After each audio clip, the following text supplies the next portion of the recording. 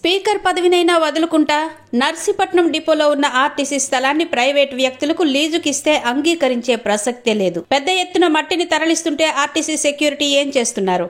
Road మీద పహారా కాస్తున్న పోలీసులు ఏం చేస్తున్నారు? ఆర్టీసీ సెక్యూరిటీ సిబ్బందిని వెంటనే సస్పెండ్ చేయాలి. నేను 4 సార్లు ఫోన్ చేసినా ఫోన్ ఎందుకు ఎత్తలేదు? ఆర్టీసీ డీఎం ధీరజ్ని నిలదీసిన అయ్యన్న, రైతులు ప్రజల అవసరాల కోసం భూమి ఇచ్చారు.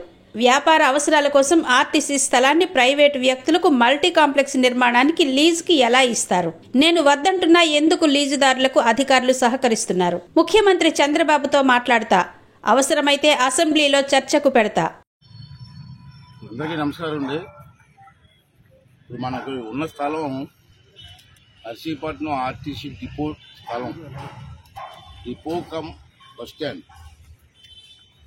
ఎప్పుడో పూర్వం 2 సంవత్సరాల క్రితం ఇక్కడ ఆర్టీసీ కాంప్లెక్స్ కట్టాలని చెప్పి నిర్ణయం తీసుకొని రైతులు ఒప్పించేది. రైతుల భూమి ఇది. అందరినీ కూర్చోబెట్టి ఆర్టీసీ స్థలం కావాలని చెప్పారు. నేను అడిగాను, అందరూ ఒప్పుకొని స్థలం ఇచ్చారు. రైతుల స్థలం ఇది. అప్పుడు ఎక్కువగా ఇల్దే స్థలం ఎవరిది ఇప్పుడు? అదే అందరూ ఈ స్థలం అందరూ కూర్చొని నర్సీపట్నం బస్ స్టాండ్ కోసం, ఆర్టీసీ స్టాండ్ కోసం స్థలం ఇచ్చారు. దాన్ని ఇప్పటి వరకు సెంటర్లో అప్పుడు ఊరు ఫస్ట్ ఉండేది. ఆ రోజు స్థలం తీసుకున్నప్పుడు ఇక్కడ పై ఊరంతా లేదు. తర్వాత ఊరంతా డెవలప్ అయింది. ఇది మధ్యకి వచ్చింది. ఇప్పుడు ఈ స్థలం మంచి కాస్ట్లీ స్థలం. ఇది కొన్ని లక్ష కోట్ల స్థలం, కోట్లు విలువ స్థలం అంతా కలిపి.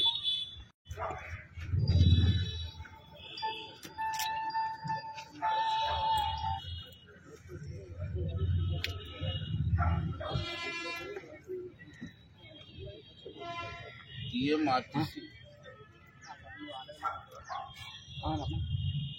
డిఎం ఆర్టీసీ 3 సార్లు చేశారు. ఇప్పుడు 11 గంటలకి 11-18 నిమిషాలు చేశారు. ఎన్ని అవసరం? నీకు ఇచ్చిన నెంబరే, మీరు ఇచ్చిన నెంబర్ ఇది.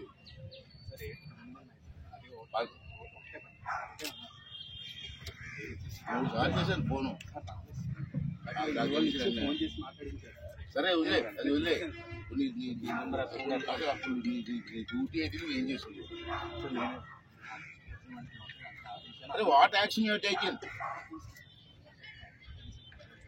ఎవరు ఇస్తావు? నేను వేయలేదంటాడు. ఏం చెప్తావు? నేను వేయలేదంటాడు. ఎవరు చెప్తాడు? Report, police report.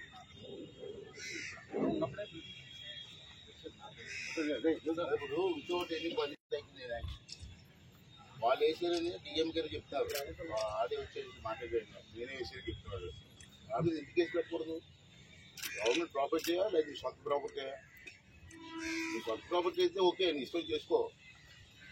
Government property అది.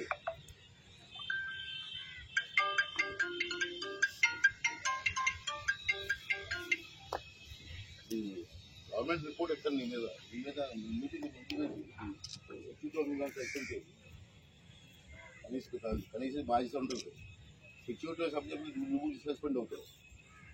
ఎవరికో మీ ఇష్టం కొన్నారా? మీ ప్రాపర్టీ కొన్నారా? అదే నాకు తెలిసింది. విశాఖపట్నం ఉన్నప్పుడు నాకు తెలిసింది. నేను అన్ని ఫోన్ చేశాను.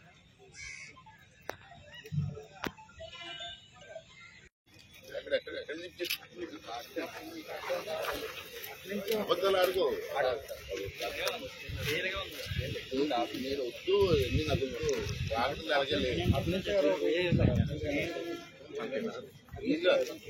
డబ్బు చేయడానికి అవకాశం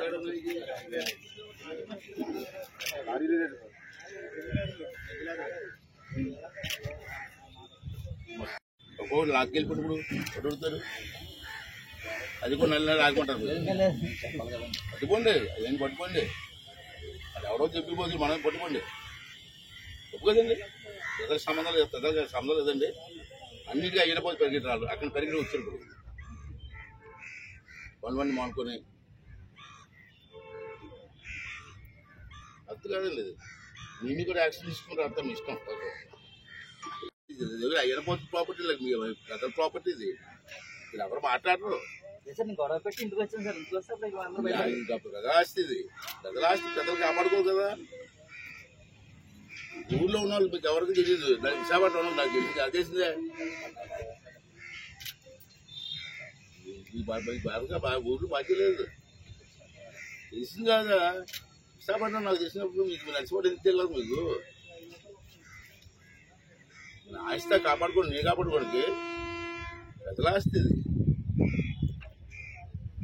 ప్రజలు కూడా స్పందించకపోతే ఎవరి కోసం చేయాలి మేము? ప్రజలు కూడా బాధ్యత ఉంది కదా. తప్పండి ఇది. చాలా తప్పు చేశారు మీరు. మీరంటే గౌరవం ఉండేది నాకు. దాంతో గౌరవం కూడా పోయింది నాకు. ఆ దృష్టిలో కాదండి ఇది బాధ్యత. ఇప్పుడు ఆ శ్రీకరి థియేటర్ ఉంది, దాంట్లోకి ఎవరికి మర్చేస్తే ఊరుకుంటారు వాళ్ళు? ఊరుకుంటారా? ఎవరు రాని అడుగుతారు. కనీసం ఆర్టీసీలోకి వస్తే నీకు మాట్లాడకపోతే అగ్రిమెంట్ ఇవ్వడం అవ్వలేదు. నేను ఆఫ్ చేశాను. సంవత్సరం క్రితం ఉండమ్మా. సంవత్సరం క్రితం అనకాపల్లిలో అగ్రిమెంట్ అయినప్పుడు నేను అనకాపల్లి వెళ్ళాను. అనకాపల్లి సైన్ చేయాలి, ఎట్టి పరిస్థితులు కట్టడానికి వీల్లేదని చెప్పాను. సంవత్సరం నుంచి ఆఫ్ చేశాను.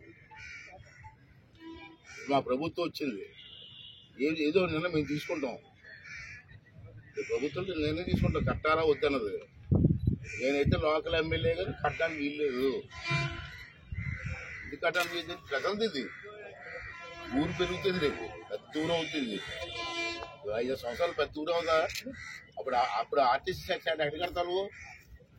ఇదే స్థలం.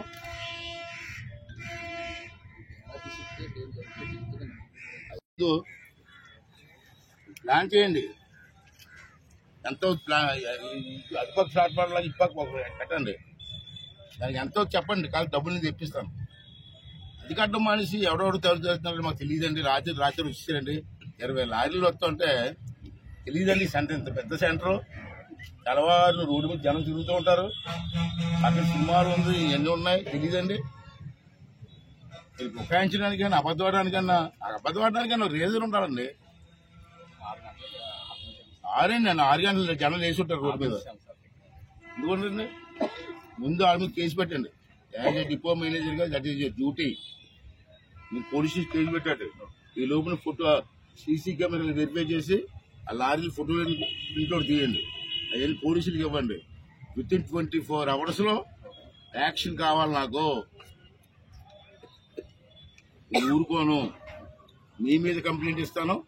మీ ఆర్టీసీ ఆర్ఎం మీద కంప్లైంట్ కూడా ఇస్తాను. అవసరమైతే అసెంబ్లీలో దీని మీద చర్చ జరిపిస్తాను.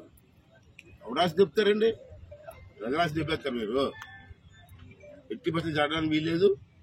నాకు 24 hours లో మీరు ఏ యాక్షన్ తీసుకున్నారో చెప్పండి. ఇందులోనూ సెక్యూరిటీ ఏమో సహకరిస్తారా? నేను తెలియదు అంటాడు డిపో మేనేజర్. మరి అక్కడ ఆర్టీసీ బస్ స్టాండ్ లో సీసీ కెమెరాలు ఉంటాయి, చెక్ చేసావా? సీసీ కెమెరాలో లారీలు పడవా? ఆ లారీ నెంబర్ దొరకవా? అంటే దీన్ని పెట్టి మనకు అర్థం ఏమర్థమవుతుంది? వీళ్ళు వాళ్ళు కుంభకపై చేసిన పని ఇది. అంటే నేను గవర్నమెంట్ డిమాండ్ చేస్తున్నాను. నేను ఈవేళ అన్యాయంగా ఇక్కడ ఆక్రమించడానికి ప్రయత్నం చేస్తున్నటువంటి వాళ్ళ మీద ఇంత ఘోరంగా మట్టి తోలుతూ ఉంటే చూస్తూ ఊరుకున్నటువంటి డిపో మేనేజర్ మీద ముందుగా సెక్యూరిటీ వాళ్ళు ఎంతమంది ఉన్నా అందరిని సస్పెండ్ చేసి ఈ కట్టడాలు ఆఫ్ చేయవలసిన అవసరం ఉంది. కాంప్లెక్స్ కట్టుకొని వ్యాపారం చేసుకోవడం కాదు. ఎప్పుడు కూడా రేపు రాబోయే రోజుల్లో నర్సిపల్లికి పెద్ద టౌన్ అవుద్ది. చుట్టూ రింగ్ రోడ్ వస్తుంది, ఇంకా పెద్ద టౌన్ అవుద్ది. ఇప్పుడు ఆర్టీసీ ఎక్కడ ఉంది? స్థలం ఎక్కడ ఉంది? ఇదే స్థలం ఉంది. ఈ స్థలాన్ని కూడా కడీసుకుంటే రేపు ప్రజలకు ఇబ్బంది పడదండి. అంచేత నేను ఇమీడియట్ గా నేను కూడా గవర్నమెంట్ చంద్రబాబు గారితో మాట్లాడతాను. నేను ఇది ఎట్టి పరిస్థితులు కట్టడానికి వీల్లేదు. కడితే మాత్రం నేను ఒప్పుకోను. అవసరమైన పదం పోయిన ఒప్పుకోవడానికి తప్పించి స్థలం వదిలి ప్రసక్తి లేదు చెప్తాను నేను. అంచేత దీన్ని ఇమీడియట్ గా ఆఫ్ చేయాలని చెప్పి ఆర్టీసీ ఆర్ఎం గారికి, పెద్దలందరికీ, ఆఫీసులందరికీ కూడా మనం చేస్తాము. మీ ద్వారా ఆఫ్ చేయండి. ఈ స్థలం మనం కాపాడుకోవాలా. దీంట్లో పైవాళ్ళు వచ్చి ఏం కట్టడానికి వీల్లేదు. నేను ప్లాన్ చేసాం. మొన్న నాకు చెప్పారు ఆర్టీసీ వాళ్ళు వచ్చి ఇప్పుడున్న బస్ స్టాండ్ సరిపోలేదని చెప్పారు నాకు. ప్లాట్ఫామ్ సరిపోలేదు అదే చెప్తారు పక్కనే. నేనేమన్నా అంటే ఇటుపక్క కట్టమన్నాను. ఆ ప్లాట్ఫామ్ అలాగ ఉంచి ఇటుపక్క ఒక మంది ఒక ప్లాట్ఫామ్ కట్టమన్నాను. అలాగా సేమ్ ప్లాట్ఫామ్ అది. ఇక్కడ కొన్ని బస్సులు అక్కడ కొన్ని అలాగుతాయి కదా. మరి అది కట్టడం మానేసి ప్రైవేట్ వాళ్ళకి ఇస్తారండి. రాత్రి జరిగితే ఇప్పుడు కొంచెం పోలీస్ స్టేషన్ రిపోర్ట్ ఇవ్వలేదు. పోలీసులన్నా రోడ్డు మీద సెక్యూరిటీ కాదు రాత్రి కాయరండి, అది గస్తీ కాయరండి. ఏంట్రా బాబు ఏం చేస్తున్నారు అడగాలి కదా. ఏం జరుగుతుంది ఇక్కడ, ఏం జరుగుతుందండి అంటే ఇమీడియట్గా పర్లేదు. నాకు ప్రెస్కి వెళ్ళే పర్లేదు. స్పీకర్ గారు ప్రెస్కి వెళ్ళారు, మళ్ళీ మీరు రాస్తారు పర్లేదు. నర్సీపట్నంలో ఆస్తి దోపిడీ జరుగుతుంటే స్పీకర్ అయితే దేనికంటే ఇస్తాం అంటే నర్సీపట్నం ప్రజలను కూడా అడిగేది ఏంటంటే ఏదైనా అన్యాయం జరుగుతుంది ప్రజలు కూడా స్పందించాలండి. ఏదైనా ఆస్తి పోతున్నా నేను బాధపడుతున్నాను. ప్రజల ఆస్తి నా ఆస్తి కాదు. ప్రజలు కూడా ఎన్నో జరుగుతున్నప్పుడు సహకరించాలి, జరగకుండా చూసుకోవాలా. అంటే ఎట్టి పరిస్థితులు ఇక్కడ ప్రైవేటు వాళ్ళకి కాంప్లెక్స్ కట్టడానికి వీలు లేదు. ముందు ఇక్కడ సెకండ్ ప్లాట్ఫామ్ కట్టండి.